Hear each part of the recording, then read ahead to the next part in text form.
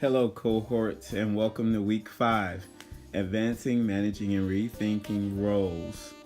And this week we're going to really continue our study of the NMC Horizon Report. And I'm looking forward to getting into the parts of the study or report that we're going to investigate. And this week, we're specifically going to look at advancing digital equity, managing knowledge obsolescence. We're going to rethink the roles of educators in this new digital age.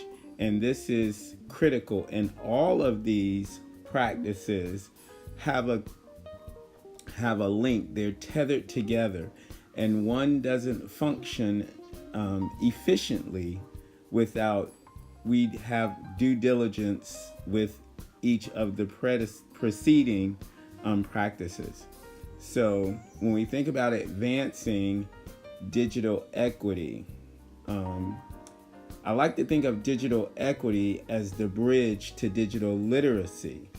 So when we facilitate digital equity, we also aid digital literacy in not just the teaching professionals, but we also do that for our students.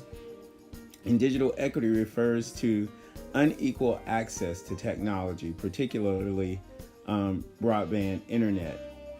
Of the 3.2 billion people across the globe that are using the internet, only 41% of those living in developing countries are online. So not everyone has access to broadband technology. Even as kids come into high school, some of the questions we ask are pertaining to their accessibility to broadband internet resources.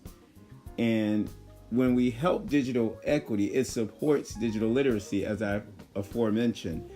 Functional skills, creativity, critical thinking and evaluation, cultural and social understanding, collaboration, ability to find and select information, effective communication, and internet safety. And when we think about it, students are not going to be able to function in this media-rich society unless they have digital equity, which will promote digital literacy. So we have to be about helping students understand how to best support their learning using digitality. So now as we move to the next practice the next concern is as it relates to managing knowledge obsolescence. And this is a biggie because technology is growing by leaps and bounds. It is progressing faster than we can learn it. And often one of the things that I hear teachers say is that I just figured out how to use this, or I just figured out how to use that, and we're switching over to something else. And it makes it difficult for teachers and educators to embed technology in their instruction if it's no longer beneficial to them. And one of the ways we can help this effort is by using our IT people. And your IT people will help you look at how you're budgeting for your technology and you're tracking the use. And they also limit the disruption when they're upgrading to something bigger and better. The transition needs to be gradual so that people have the opportunity to learn as they go. And it should also be cloud-based when using student information systems. So this is a way that we can aid that move. And finally, rethinking the roles of the educator. The educator must be first and foremost a teacher. And this is my fervent belief that you can give folk all the technology, but at their core, they have to be able to instruct. Because if they're not able to instruct, they're going to have difficulty following these 5 standards. And the standards are establish and cultivate an online presence, feedback and assessment, social constructivism, direct instruction, and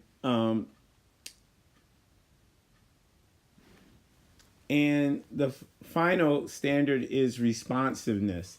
So as educators, we have to make sure that we are effective in establishing and creating a presence online.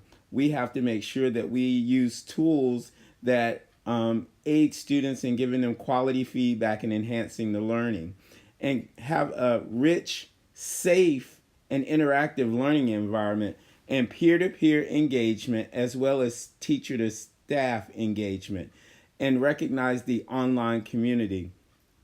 The effective faculty learning the course concepts and topic individually and within groups should be a part of the responsiveness. And this concludes my study of these practices, and here are my resources. Thank you.